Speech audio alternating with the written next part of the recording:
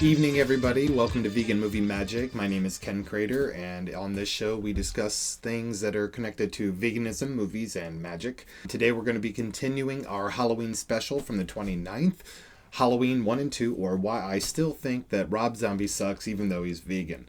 Now, if you watched the first episode, you'll know I don't actually think that Rob Zombie sucks, but I do think that his versions of Halloween do suck. So we've already established that the genre is horror, but we're going to be discussing what motif specifically from the horror genre that Halloween is, well, specifically Halloween 1 and 2, in reference to Michael Myers.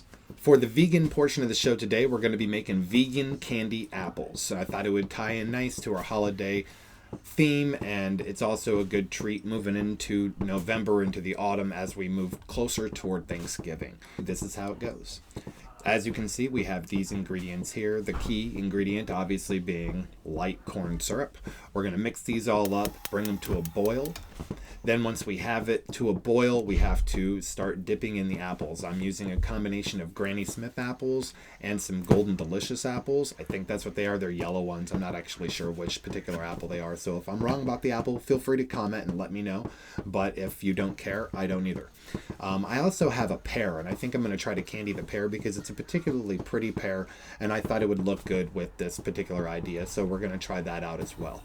So without further ado, let's try it out. So you're going to put all the stuff in, and then you're going to bring everything to a boil. Once it's at 300 degrees, that's when you can start putting in the cinnamon, stir it up, and then take it off the heat and start coating the apples and whatever else you're coating. I would recommend that you work very, very quickly throughout this process, because as soon as you remove the candy from the heat, it starts to harden and it gets difficult to work with. So make sure that you are diligent about how fast you put together the apples. After you get them coated, put them on some wax paper with a good healthy coating of non-stick spray, and you're good to go. It'll take a few minutes, 20 to 30, and then they'll be like glass on the outside, and it'll be awesome for you. I made mine purple instead of red. Give it more of a gloomy Halloween look. That's why they look black, but they're a dark, dark purple.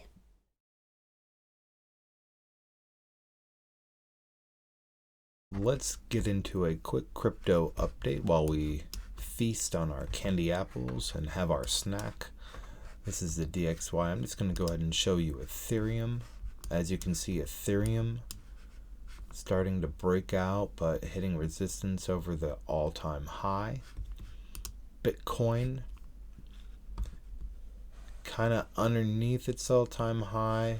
Back here, obviously we have a new all-time high, but it's underneath our previous all-time high, which does mean that Ethereum is outperforming Bitcoin at the moment. Solana still doing great in price discovery, similar to Ethereum. Let's see, we had Anchor did break out quite a bit for us. And then it's retesting, and it's in this wedge on the 4 or 6 hour. It probably looks a little bit more normal. Sheeb. Ooh. Gotta watch out for those meme coins. Doge. Doge feels more like it's ready to pump at some point soon. I feel like Doge is going to complete this double bottom before too long. NFTs obviously broke out incredibly hard, but they're retesting now. Theta in that bunch as well. Doing something similar, a bit of a wedge. The whole market's kind of pulling back right now. So just make sure you keep your eyes on the market.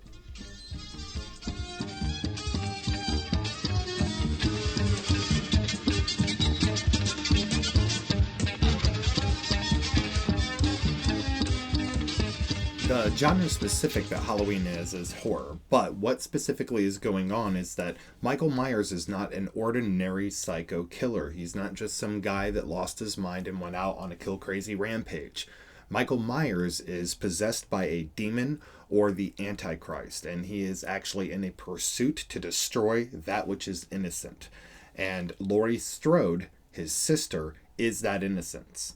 I do think that it would be interesting to see a prequel to Halloween, where a group of kids, and it's more of like a Richard Linklater, Kevin Smith kind of movie where nothing really climatic happens, but it tells the story of Michael and Laurie's older sister and her friends and how they get together, maybe do a seance or something and evoke a demon. That would be an interesting story, because up until Michael Myers actually decides to kill his family, he's a normal kid. It's not until the night of Halloween, when he's 6 years old, that he decides to do this thing. They mention that he hadn't spoken in 15 years, which means he spoke before that night. So whatever happened to Michael Myers happened that night, and after that he was different. Before then, he was a normal child with a normal upbringing and a normal family.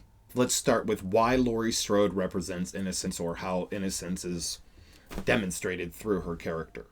To begin with, look at her attire. Laurie is incredibly modest in the way that she presents herself. She almost dresses as if she is a young nun or something like that, despite the fact that her friends are a little bit looser and a little bit more party-oriented as teenagers.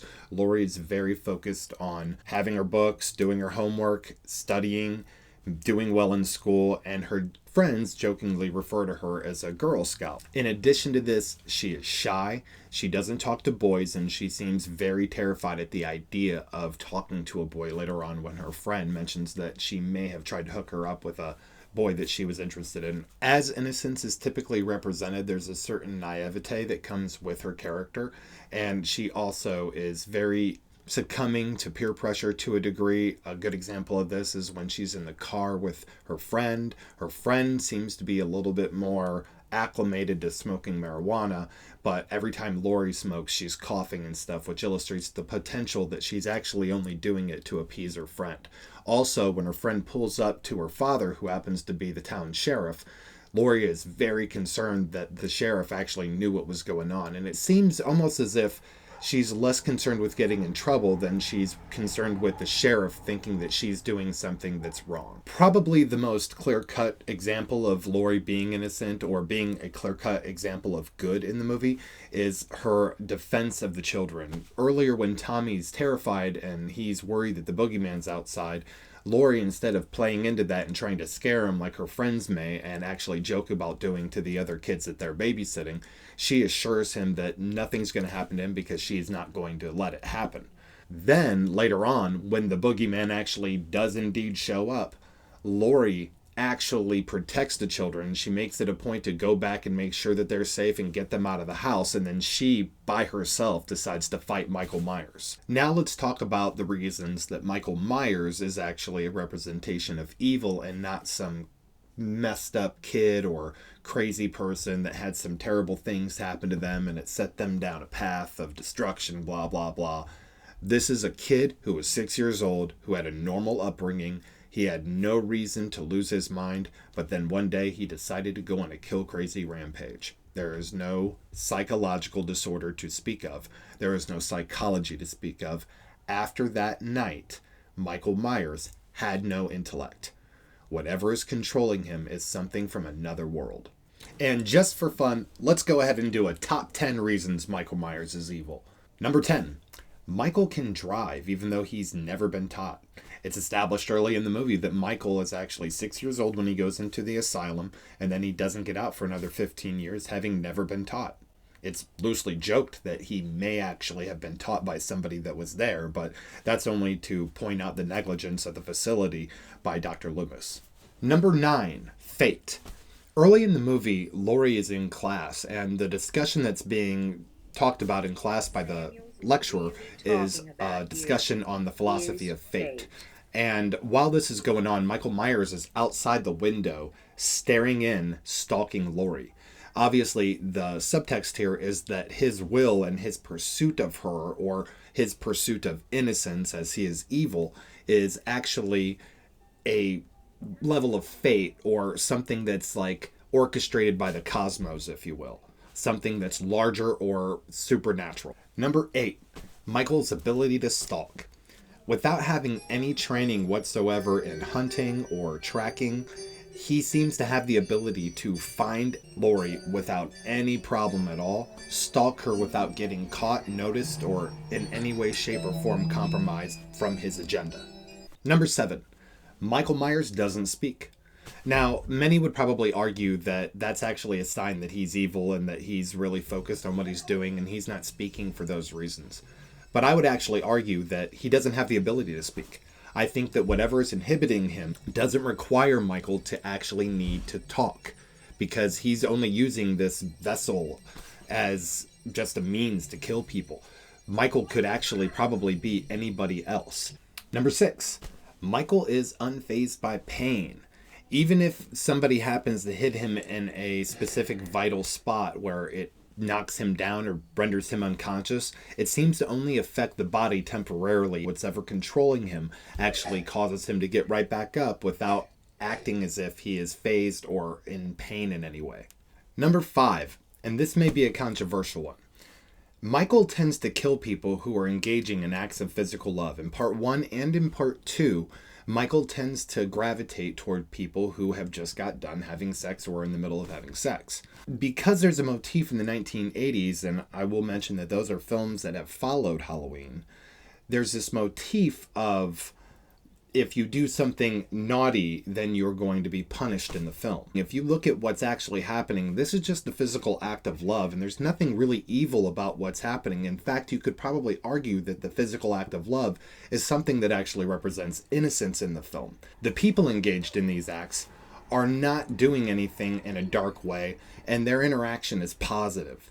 There's no violence or anything like that. It's typically people who are fond of one another and they're just engaging in an act of love. And Michael is seeing this, and that somehow triggers his desire to kill them. That's obviously him being evil, seeing something that's not a bad thing, but perceived that way in films because of years of propaganda from both the Bible Belt and just, American sentiment from the 1950s repressing people for years. But that sentiment isn't actually real. It's just a perceived sentiment from a society. Number 4, and this may be me reading into the cinematography a little bit because this is definitely something that's portrayed by the cinematography, but Michael may have the ability, and maybe not Michael, but whatever is inhibiting Michael and making him, possessed, may have the ability to leave Michael somewhere and then travel as a spirit and stalk its prey that way. Because there's a moment where Laurie and her friends are walking,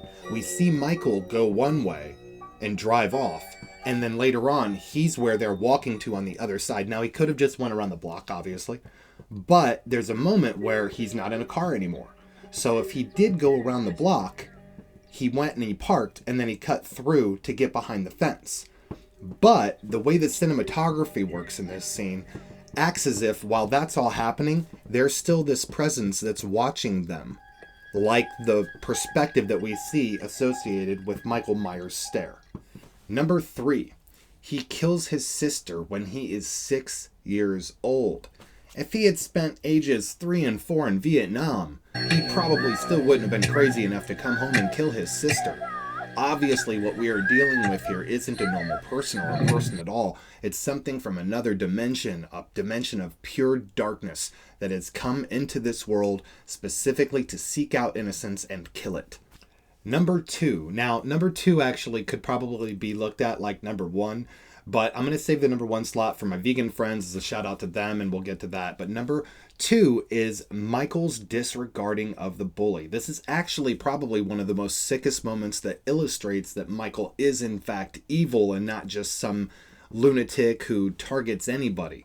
In the moment where Tommy is actually being bullied by several kids and they cause him to fall down and his pumpkin gets smashed in the process, Michael is actually watching this whole thing play out from the other side of the fence.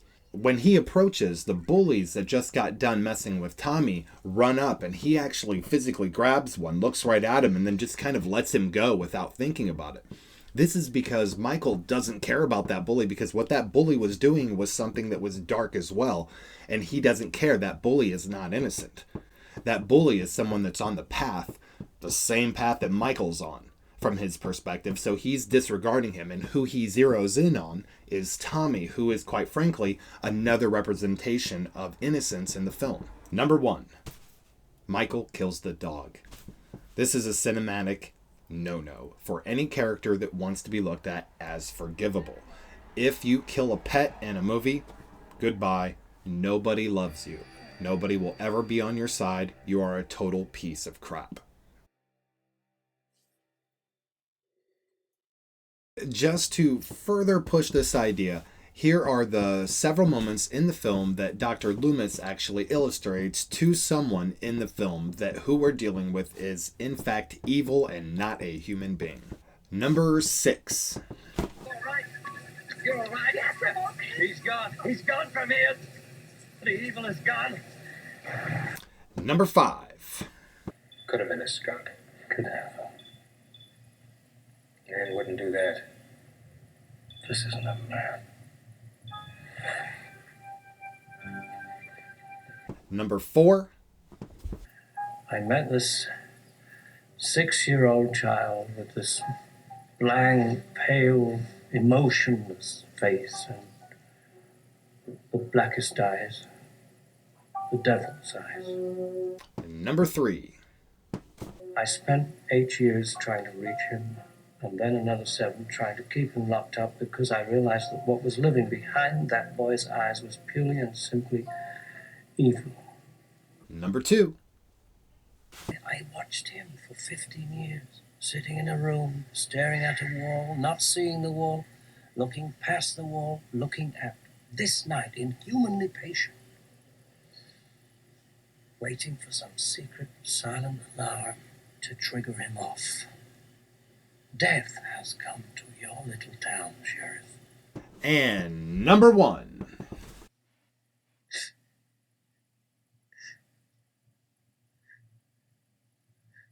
What's the boogeyman?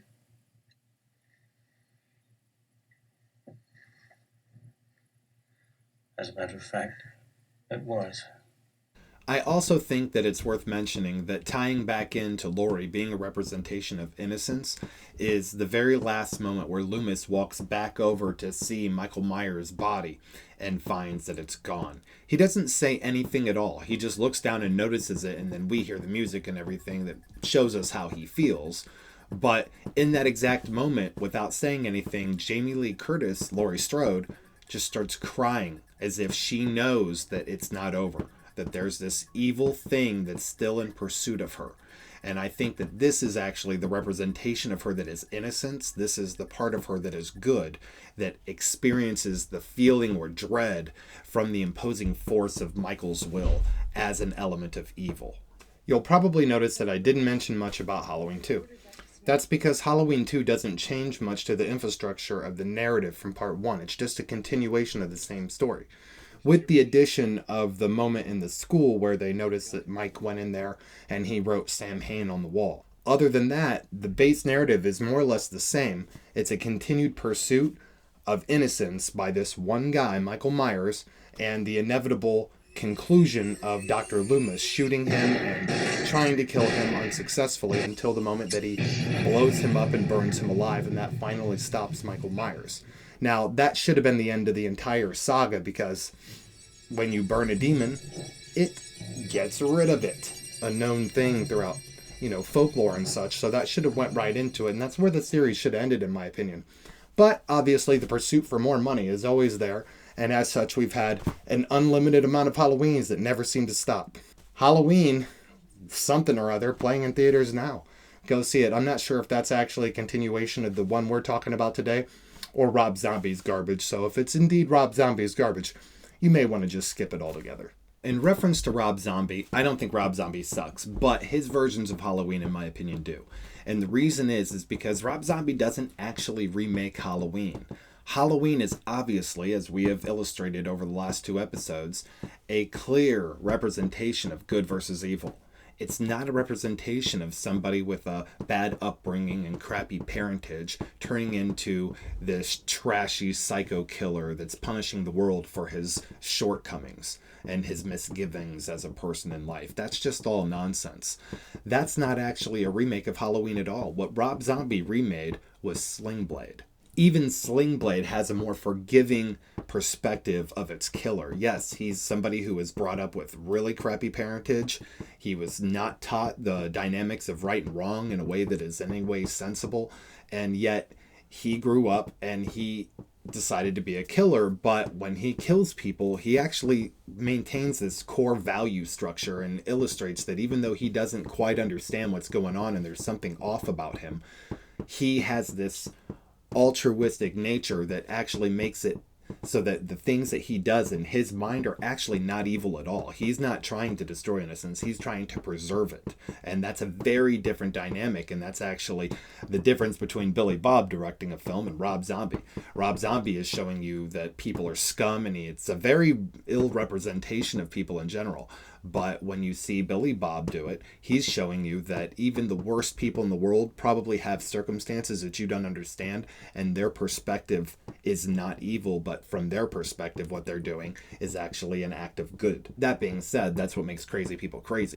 Michael Myers was never designed to be crazy. He wasn't supposed to be crazy. He was a 6-year-old kid who was possessed by either the devil, a demon, or something else. In part 2, and it's the only part of the movie that's actually adding something to the base structure of the narrative from part 1 that's a little bit different, is that we see that Michael Myers broke into a school and actually wrote Sam Hain on the wall, and which is not pronounced that way, and I believe it's actually pronounced Sawin, but I'm not, don't quote me on that. It's definitely not pronounced the way that it looks. In this moment, Loomis points out that the god of Sam Hain is the god of death, and it kind of seems as though he's connecting that idea to Michael Myers, as if they are suggesting that that is what is inhibiting Michael Myers. But I'm not sure I agree with that, and I'm not sure that they're saying that's definitely a thing, but that's a potential. No. That being said, if Michael Myers did in fact write that, I would say that it's probably meant to be canon, but... It means the Lord of the Dead. The end of summer. The festival of Samhain. October 31st. That being said, the creator of Halloween 1 and 2, John Carpenter, did not like part 2. So... you have to take that into consideration as well. For the Kung Fu portion today, I always like to do a shout out. I'm actually going to openly challenge 7-Star Martial Arts and everybody who goes there and everybody who teaches there to commit to the 25 push-ups a day for November challenge. And as such, I'm going to start this day, November 1st, with my first 25, and I'm going to do them on the show right now. And then later on this month, I'll actually be much further down the line in my push-ups, and we'll see the difference between the way my push-ups look now after 3 weeks of having COVID and not doing any exercise and being a little flabby and out of shape from that, to having done 25 push-ups a day all the way through the month. In case you're wondering how that ties to Kung Fu, push-ups are work that makes you a better version of yourself, or the pursuit of excellence. Hard work, as we like to call it in Kung Fu, is something that is actually ingrained into it. So when you actually do Kung Fu, what you're doing is you're improving yourself as much as possible in different arenas. Kung Fu is very transcendent in different topics and such, not just martial arts. So a lot of people think Kung Fu is just punching people in the face, and it's actually the icing on the cake, if it's even that. That's a very small portion of Kung Fu. Kung Fu is very deep, very spiritual.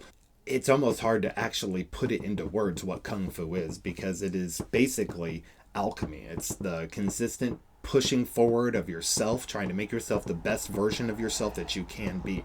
So as such, we're going to do some push-ups, because that's how we keep the old core rocking. Okay, for the magic portion of the show today, we're going to continue from what we talked about last week. For those of you who were crazy, went and got your Ouija boards out and your friends and decided to start evoking some demons, and now your house is all running wild with negative energy. For those of you who did that, here is a list of things that you can burn in a smoke cleanse that will help get rid of the negative energy and cleanse your area. Pine, juniper, mugwort, cinnamon sticks, lavender, bay leaves, peppermint, roses, chamomile, spruce, lemongrass. I'm not saying that you did evoke any spirits or anything like that, but if you did, that's a list of things that you can use to put together in a ceremony for smoke cleansing your house. Now, I do also recommend that if you do this, you find a shaman or a pagan or somebody who practices magic, who understands that world a little bit, to help you with this process. I think that would be the best route to go. You can Google this information, and you can try to do it yourself also, and it probably won't mess too much up, but it's always better to have somebody around that knows what they're doing. That's going to do it for today's show. I hope you guys enjoyed it, and happy Halloween. Next time, we're going to be discussing The Nightmare Before Christmas. That will be our later in the month of November episode, where hopefully I'll be a little bit better at doing push-ups than I was today. But see you guys next time. Have a good one.